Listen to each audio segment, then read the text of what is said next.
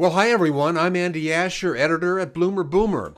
Now, all told, I've been interviewing people in the media like this for about 25 years, and in my current role as editor at BloomerBoomer, it's been since 2012. And over that time span, with a series of podcasts and live shows, I've come to appreciate that guests, well, you might say they fall into two categories. Not that one is any better than another, mind you. There is the guest who can talk the talk, and it's the one who can walk the walk. Now, there is a pun coming up here. I'll warn you about that. Anyway, these guests include those we call the experts, often highly trained and educated. Others, those who have lived what they profess. They are the people that I claim walk the walk, and that's the place where our guest, James Klopovic, inhabits figuratively and literally. Our pun today of coincidence is James is the author and evangelist, hiker, and backpacker with his new book, this one right here, The Honest Backpacker, a practical guide for the rookie adventurer over 50. Now, James and I have been exchanging emails and talking a lot, and he has some great stories, anecdotes, and inspiration. I think you will really want to hear about from James and his Honest Backpacker book. Now, this is all part of the Plus 50 Good Life movement, a project of the BloomerBoomer.com publication. We'll be right back with James Klopovic right after this. Well, our guest is James Klopovic with his new book, The Honest Backpacker, a practical guide for the rookie adventurer over 50. James, thank you so much for joining us. It is delightful to be here, Andy. Thank you. You know, I've been going through your book, and it's a lot of things. It's an inspiration. It's some pointers of good practices and things to make your adventure more interesting and accessible. James, what was the driving force behind it? Was the fact that you think people over 50 can just benefit plain and clear from hiking, or is there something more to it than that? Well, the genesis is that we went hiking.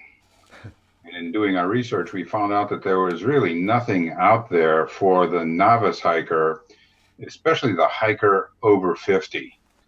And I just put it in my terms, for somebody who has flown a desk for over 40 years, you just can't get out and go hiking, even though at this stage of life we have time, money, inclination, but tongue-in-cheek, not enough brains about it. So I decided to write a book to fill the void in the literature that would be practical, sequential, and fill the need for the hiker that wants to get out there and really enjoy nature as a gateway to so much more. Now, you say you were flying a desk during that time of being behind that desk. Did you do some hiking, or did that come later in life? I was always trying to get out and about because of my travels. I managed to do some diving in the South China Sea, hiking in the mountains of South California, in the Midwest and so forth, and did a lot of canoeing on some major rivers. So I always enjoyed being out and about, but my major occupation was sitting at a desk. So I knew that getting ready for this, I need to approach it from the body, mind, and spirit aspect, the whole body aspect. Body meaning diet and exercise, mind meaning developing yourself, reading, traveling, and so forth to become an interesting person. And then the spirit of things, maintaining and increasing your zest for life, realizing that this is a great time to be alive, and it's a great country in which to be alive. Now you, somewhere in the reading I did about you, you really got behind this when you were around, what, 57 or thereabouts? Mid 50s to 57. 57 is when we hiked across England. Okay. Well, that definitely gets you started. Oh, yeah. The hike across England, or the England sea to sea, coast to coast, is at the time, and I think it still is, the second most popular hike in the world. It's in northern England, right within view of the Scottish border, and you hike across a lot of famous territory. where a lot of the poetry was written, where a lot of the history lies, where the Romans had their northern empire, and the people you meet along the way, and the memories you'll make. Plus, another thing too, of the many ways you can go hiking, the coast to coast is from bed and breakfast to bed and breakfast, so you're day packing all day long. So I could that go. I sounds could. really fun. Oh, The hostels, I guess they are they within a hiking distance, a reasonable hiking distance from one another? Absolutely. The stopovers are timed depending on the rigorousness of the day. The shortest day will be about 8 miles, and the longest day was over 20. But you stay in bed and breakfast. You can stay in a hostel if you like. But the real treat is staying in a bed and breakfast because the English people just love being hosts. They love having your company. They're great conversationalists. And this myth about English food being not so good, not that's Yeah, misrepresentation. yeah, I think they've overcome that stigma. Um, is there anything similar to that in the States? I haven't heard of it. There is, and a quick Google search would turn that type of hike up. And then there's so many ways to do things. You can put your own hike together to do that. Ah, okay. Pick a place to hike, and then there will be stop offs along the way, and you can day pack from one location to the other. Well, I As think far you've done a great job in tantalizing us and making the desire to do it. Now, getting into the physical part of it. Um, okay, we talked earlier. You're 69. I'm 1 year older than you, so we know a little bit about life. What can a typical person expect? Because you can go hiking and it can be all levels of physicality.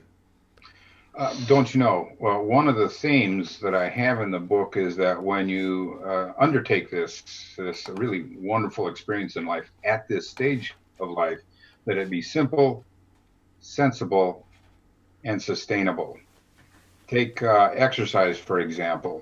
It needs to be age appropriate and reprioritized from when we are younger. For example, just very quickly, I could go on for a whole show, but when we were younger, we did a lot of anaerobic and aerobic, weights and running forever to the neglect of core and stability and mobility. But as we are older, you need to focus on mobility, stability, flexibility, and then work on your aerobic and anaerobic. Each of these things are age appropriate.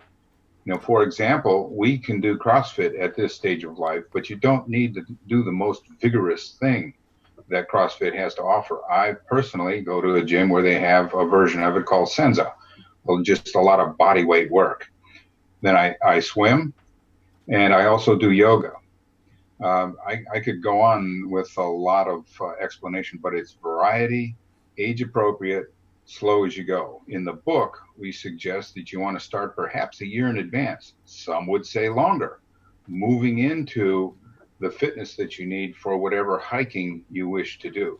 Also, you can almost hike immediately, but it's slow as she goes. I can talk about an introduction into hiking if you like, but I think that suffices that answer. Yeah. So, okay, we can get back into that in a little bit.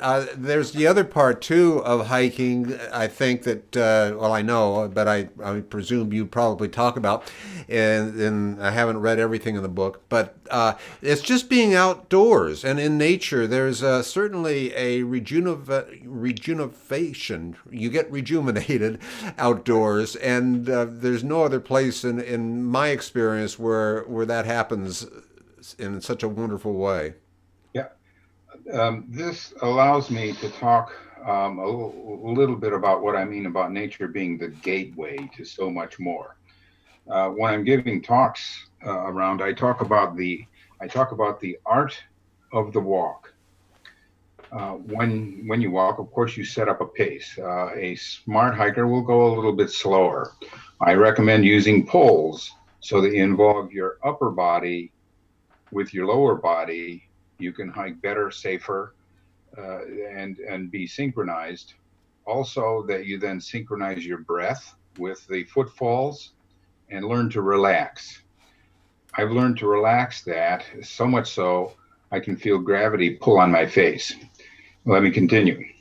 When you do that, you are actually meditating. Now, here's the example of it.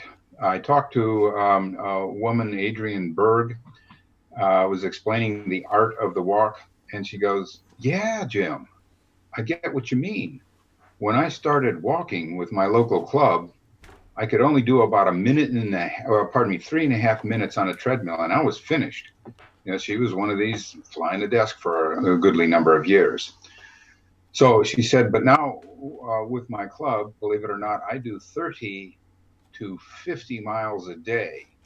And there's many times when I'll look up from from hiking and realize that I have gone 5 miles and I don't know where it went. What she's done is she's put herself in a transcendent state there, and being in the present, and who knows what wonderful thoughts she had. Oh, that's a great feeling. I'm a big biker and a bicyclist, and I get that. I've never put it in words, but I think that hits exactly what it is that I'm doing. Yeah. You and I also talked a little bit about places to hike. Now, I recently joined my fiance here in the Midwest in Wichita, Kansas, where she's on an assignment. And since I have flexibility, I went with her. And I came from Northern California, where you have the Sierra, and and then you have the coast, and it's really a hiker's paradise. Very nice. Kansas is a beautiful place. It's a lovely place, but it doesn't have those kind of hiking opportunities.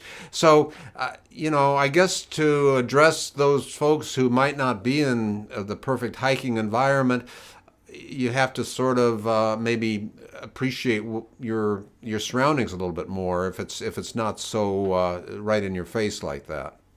Well, you've got it, Andy. Um, you do not really have to travel anywhere to hike, but after you get into it, you will want to do that. Well, there's just so much variety. Now, take my example, which is an example across the country. I live in a county here where there's 400 miles of trails. I can leave my house and I'm on a greenway, several greenways. And that's one of the things that we talk about is starting out with basic gear on small walks, local walks, so you can find out what kind of hiker are you. Maybe you're just a walker. Where would you like to go? Is it just a day hike that's your cup of tea? Or you really want to try something overnight? Heaven forbid that you would want to do a section of the Appalachian Trail. So you start out slow with just very basic pieces of equipment. You start out slow by taking small hikes until you can work up with it. You do it by joining a local club, and once you're into hiking, you will find out there is no lack of people to go hiking with, especially clubs to do it, and they'll sponsor hikes locally and within a short distance, a day drive. So yeah, I get out there now and then, and I watch some of the groups, and they have their hiking poles, and so they look, and they aren't highly difficult hikes. It's on a nature trail, and so not everyone might not have the physical abilities to hike at a level that maybe their head tells them that they'd like to do, because let's say they have some hip problems or knee or leg problems. So you really just have to work within your abilities, just like anything. Indeed. If you allow me to go back to a punchline, the woman who said that she went into a trance, she just turned 70. Good for her. Yeah. So, quite an inspiration. Yeah. So, yeah. I don't look at that as being very old anymore, James. No. Another point that I'd like to make, Andy, is In today's age, boomers, if we watched out for our health and managed to save a little bit of money, and we have our body, mind, and spirit together, we can expect to live into our 90s and still be vigorous and vital. That's the prescription that I have from my doctor, and I try to live this honest backpacker philosophy. Did you realize that we could conceivably have a third of our lives in retirement? A third of our lives in retirement. What will we ever do with that gift of time? I make the point in the book that we will probably come to the realization that at the end of life, on the short roads, it's about giving back and having fun. Yes, absolutely. I think the idea of having fun is really, really crucial.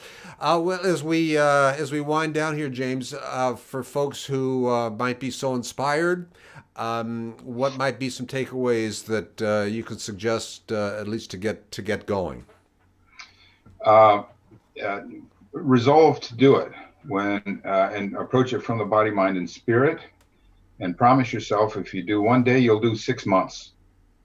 Because it takes about that time, the researchers would disagree with me, it takes about that time to build the habit of diet, exercise, and hiking. So give yourself a good shot at it. For example, on the exercise, if you take up yoga, just don't do it for a couple of weeks. Do it until you learn the poses and it starts being meaningful to you. And then have fun. Holy smokes. This next year for my father-daughter trip, I'm thinking about taking a bike ride around Holland during the tulip season. And then I'm also looking into llama backpacking. Can you imagine that? I have a llama carrying my stuff there in Wyoming. So just do it. Yeah. That's the bottom line. Just do it. Yeah. James, that's great. This is his book, The Honest Backpacker, a practical guide for the rookie adventurer over 50. James, thanks so much. Yeah, I appreciate just a quick word. Of course, I have a website, honestbackpacker.com. Yes. And you can get it on Amazon or your local bookstore, especially Barnes & Noble. It's everywhere. Fantastic. And write me a line. Tell me what you think, y'all. All right. James Klopovic with his new book, The Honest Backpacker, a practical guide for the rookie adventurer over 50. We'll be right back.